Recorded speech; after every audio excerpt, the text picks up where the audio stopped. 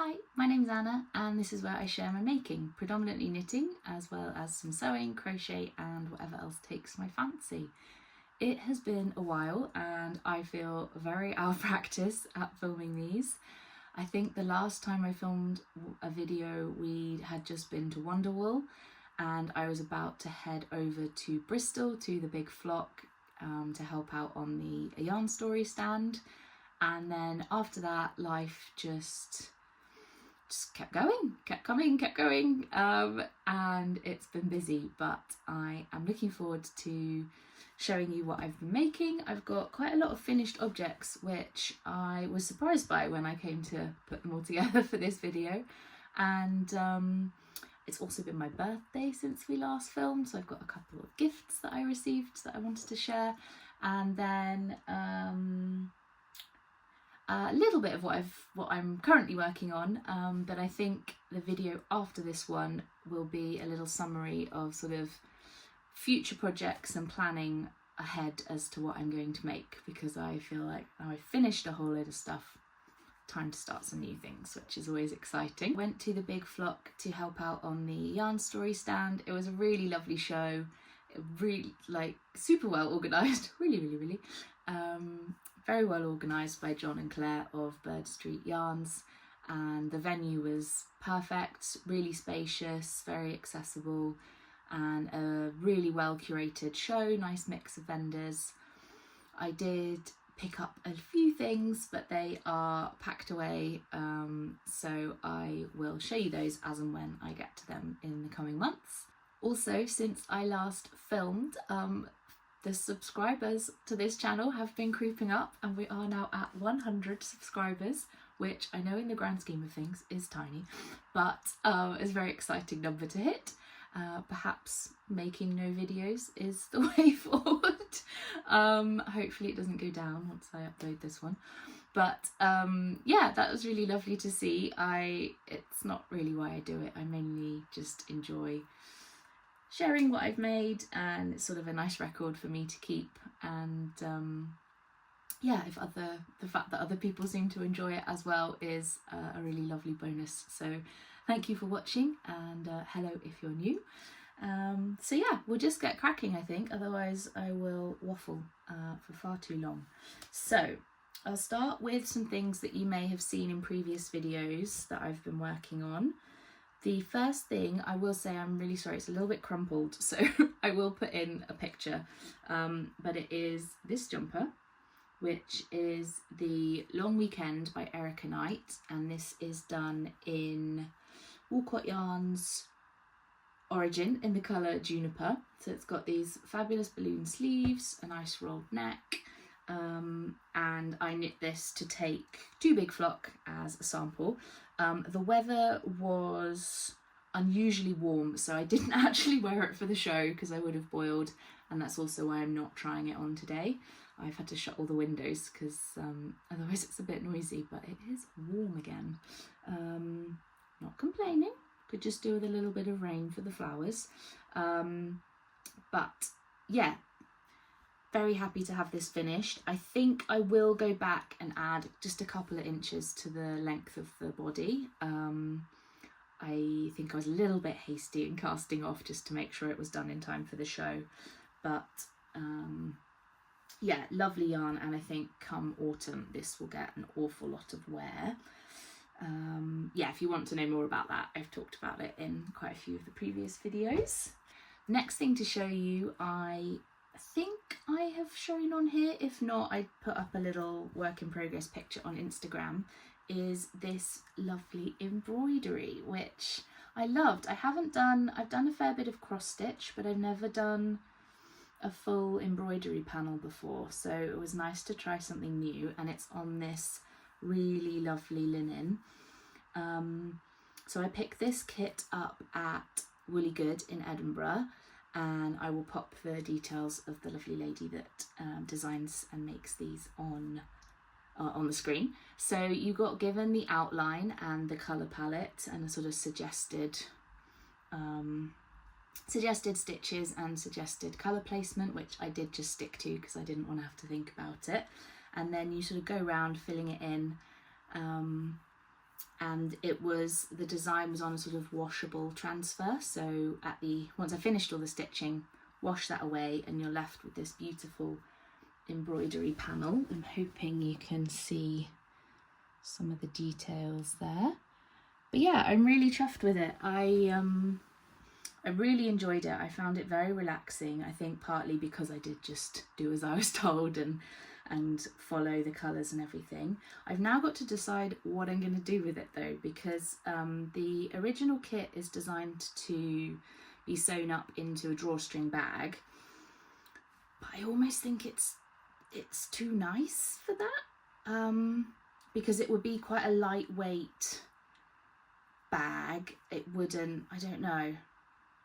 So anyway, I'm sort of wondering whether to just frame it either in an embroidery hoop or in a traditional frame, or whether to sort of turn it into a cushion or some sort of patchwork panel. Yeah, if you've got any thoughts, I'd be very open to hearing them. But yeah, that was a nice surprisingly quick finish actually. It didn't take as long as I thought it would, so that was very enjoyable. And then the last thing, which I think you will have seen the start of, is I can never remember if it's Night and Day or Day and Night cowl. One of those, the correct one will be on the screen, by Andrea Mowry. And this is in Harrisville yarn, in Nightshades and Daylights. And I love this. It's a worsted weight, so it came up really quickly. And it's in this really fun stitch pattern, which was surprisingly simple, but I love how graphic it is. And it's one of her sort of, she does quite a lot of cowls this shape, where it's a rectangle at the back, as it were, and then to a point at the front. And then I was quite chuffed with my sewing up because I managed to keep the I-cord detail. She had a really good video on how to do that. Let's see if I can get this over my hair. As I say, really not the weather for knitwear at the moment, but, and I have no mirror so I can't really see what I'm doing, but hopefully that gives you a vague gist of what it looks like. But I just think it's I haven't made one this shape before, and I think it's going to be so easy to wear, because you haven't got too much bulk at the back of your neck, but then this will sort of tuck down into a coat really easily. I think she's also just released a larger shawl with this stitch pattern. So if cowls aren't your thing, but you like the design, then that would be an option. And as I say, it was really easy to memorise and a very enjoyable knit, and I really loved using this yarn. We were fortunate enough to visit Harrisville last October, and got a tour from Nick and his family of the mill, so it's very special to have been able to make something with their yarn. And then the last thing, which I don't think I've shown you at all, is actually a crochet project. So it's this sweet little bag, and then it's designed so that the strap goes through the shorter one, and then you've got this little bag. So I thought it'd be quite sweet for I don't know, if popping out for dinner or going to a party or something. I'm hesitating because I don't really do any of those things, but I just thought it was a sweet little size, and I had a sort of itching to do some crochet. It has highlighted that my crochet tension is nowhere near as even as my knitting tension. You can tell that I was sort of quite relaxed at the beginning, and then as the bag went on, got a bit more stressed, and the crochet got tighter and tighter. So yeah, that kind of little diary of how the last few months have gone. But I love this colour. It's a Rico, I think they call it like Rico Rumi. It's their amigurumi. I'm probably saying this all wrong. It's the tiny little balls of cotton that they do for sort of making little dolls and animals and things, but it comes in such a fab range of colours. So this took 8 mini balls total, so what would that be, 200 grams, and I held it double, and I will pop the pattern name on the screen. I think it's called Mosu, and it's on Ravelry and also on the designer's blog, so I'll put the details here. I will say that the straps were meant to be a tiny bit longer, but just so that I didn't have to buy an extra ball of cotton, I just shortened them slightly, so it's close enough to how it was meant to be, but yeah, it scratched that little crochet itch I had, and I think, yeah, it was a good lesson in tension, and I got much better at holding my yarn. I'm completely self-taught with my crochet, and I've only really made animals, so like Toft Animals, and then there's a designer called Pika Pal, and I've made some of her animals, which I love. But as I say, I've never really done sort of large panels of crochet, so yeah, it was good practice, and hopefully next time I do some, it will be a bit neater and a bit neater again until it's looking quite even. So yeah, I did enjoy that, and I do love this colour, so I'm pleased with how this came out. And then the final thing I have to show you was what's that meant to be? I feel like my hair's probably gone a bit mad since taking that cowl off.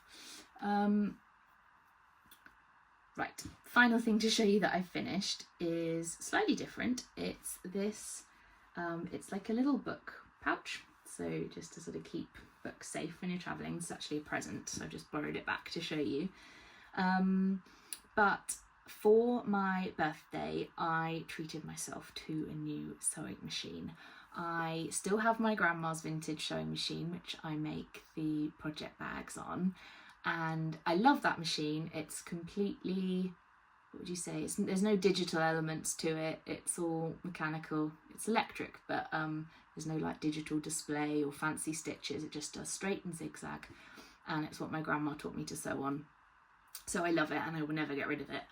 But there are a few limitations to it, and because it was a big round birthday, I turned 30, so I thought, why not treat myself?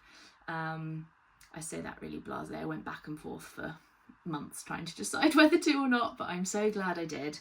And I sat and looked at it. I got it out of the box when it first arrived, and then sat and looked at it for a couple of weeks because I was a bit nervous to use it. But I picked this project and was like, right, I'm just going to go for it, and I loved it. So I tried out some of the fancier stitches, which I've never done before. I put this little pocket on the back, and this is all just sort of quilting fabric that I had left over from other projects. And then the other thing that I've been wanting to try is this quilting block. So it's called FPP, which stands for, oh, what does it stand for? I can't think now. I'll put it on the screen. I've had a complete blank, because EPP is English paper piecing, so this must be something paper piecing. Can't think what it is now. Anyway, sorry, it's very dull, but you basically print out the template and then use that as for your sewing lines, and this one is made up of 3 different blocks, and then you sew them together. I'm explaining this terribly, but to be honest, it was one of those things where I couldn't work out what I was doing during the process, just trusted it, and then it all came together somehow. Because you're working in reverse and cutting, like trimming seams as you go, and blah blah blah blah. But I loved it. I'm so pleased with the result. It's made this little book, and so I have actually been collecting fabric I think I'm going to try and make a quilt or a cushion or something with several of these blocks on. So I've got some fabrics with text, and then some different sort of illustrated fabrics that I can use for the covers, and it's quite a good way to use up odds and ends of fabric as well. So and it's also slightly this pouch is slightly quilted just to keep the book safe, with a little tie to stop it falling out. So yes, this was another finished thing, and it got me using my sewing machine, and I absolutely loved it. That was definitely a worthwhile investment. So speaking of my birthday, I did that thing where, because I'm self-employed, I took the day off, but because everyone else was working, I just spent the day by myself, which was fine, but didn't really think that one through very well. So I did take myself to the beach, which was very nice, and then actually ended up having, like, celebrating at the weekend. So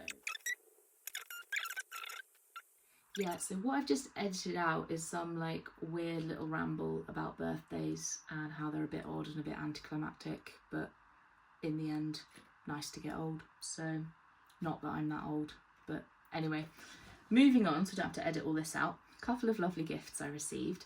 One is this beautiful embroidery case, which I haven't fully set up yet. I think I'm going to use it for my so I'll use it for when I'm doing things like the embroidery, and then also for, I've got some English paper piecing, like traditional patchwork projects on the go.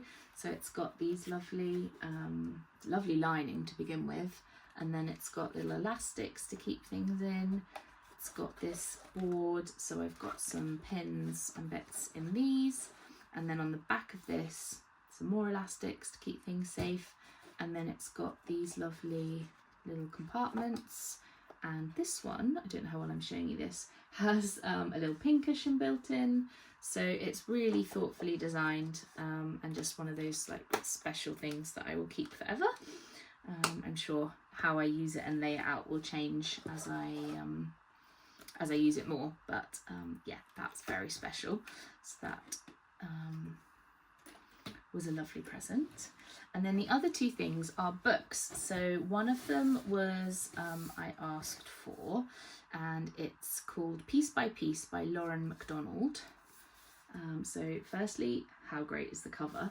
I feel like there's some really good colour inspo on here, and it's 20 modern patchwork and quilting projects to make from pre-loved fabric. So what I liked about this is, again, most of my sort of quilting and patchwork knowledge is what I can remember from what my grandma taught me when I was much younger, and then just bits and bobs I've picked up along the way and trial and error and that kind of thing. So this has a really lovely introduction where it goes through all the different kinds of equipment and things you might need and tools, and just some like general techniques and things, and how to nest seams and different styles of patchwork and applique, and then it goes on to specific projects, sort of putting all of those techniques into use. So I think it will be a really handy reference book, as well as having some really nice projects in. I really like this bolster cushion, and then what are some other ones? Yeah, so there's some quilts. I thought this cushion was really lovely as well, and there's a couple more pictures on the back there. So I'm enjoying flicking through this, and looking forward to trying some of the projects in there. And then the last thing I got given a book token, so I used that to get this book, which I screenshotted on my phone months and months ago. I can't remember where I saw it, and then I've never seen it in a bookshop, so I did have to order it online. But it's called The Curse of the Boyfriend Sweater, Essays on Crafting by Alana Oken. Sorry if I probably am mispronouncing it. I was slightly sucked in by the cover, and then I stayed because one of the reviews said it was reminiscent of Nora Ephron. Big tick. So I guess the easiest thing is just to quickly read you the blurb, because I think it will appeal to a lot of you. So it says, people who craft know things. They know how to transform piles of yarn into sweaters and scarves. They know that some items, like woolen bikini tops, are better left unknit. They know that making a hat for a newborn baby isn't just about crafting something small, but appreciating the beginnings of life, which sometimes helps make peace with the endings. They know that if you knit your boyfriend a sweater, your relationship will most likely be over before the last stitch. In The Curse of the Boyfriend Sweater, Alana Ocken lays herself bare and takes readers into the parts of themselves they often keep hidden, yet at the same time she finds humour in the daily indignities all crafters must face, like when you catch the dreaded second sock syndrome and can't possibly finish the second in a pair. It is a must-read for anyone who has said to themselves, or to everyone within earshot, I made that. So yeah, it just really appealed. So I will let you know what I think of that when I've read it, but I am excited to try it. So yeah, if any of you are interested, that is how you spell all of that. Lovely. Right, final section of the video is works in progress, and I was having a look and I could only really think of one thing that I had specifically on the go. I've got, like, as that book said, I've got the odd single sock and a couple of like long-term cross-stitch projects and that kind of thing on the go, but they're not really active works in progress. So the main thing I've been knitting on since finishing what I showed you earlier is this, oh, it's a bit crumpled. It's the Brancaster shawl by Jen Monaghan at Fibre Workshop. So I picked this up at an Unravel, I think the one before last, so like a year and a half ago. And the reason I was drawn in is Jen, who runs Fibre Workshop, her yarn is all made from Norfolk Horn sheep, which is a rare breed, and I am from Norfolk originally, so that drew me in, and it's got the most lovely texture. It's sort of crispy in a good way, but I don't have very sensitive skin, so I'm absolutely fine wearing this. It's not super rustic, but yeah, it's just got a nice toothiness, that's the word I'm looking for, to it. So I picked out a few colours when I was there to make this shawl, and this is how it is going. So it's Intarsia, and not doing this justice at all. I will obviously even out once it's blocked, but this is where we're up to. Got my handy little Katrinkles marker, which shows me which is the right side. So I'm on the second block at the moment. I had to rip back a little bit because at some point on one sleepy evening I forgot to do some increases on this side, so there was like this little funny edge bit, so I've rectified that and I'm off again. But yeah, I'm really enjoying it. I think I'm really chuffed with the colours. They're all naturally dyed, or just the natural shade of the sheep. So yeah, I think that's the next thing I want to get finished, and then we'll see where we are. So I feel like I have rattled through that, but it is Wimbledon season and Cam Norrie is currently playing, so I'd quite like to go see how he's getting on. But yeah, it's nice to be back. I will hopefully have a slightly more coherent and less rambly, rushed video for you next time. And yeah, thanks for watching and happy making. Bye.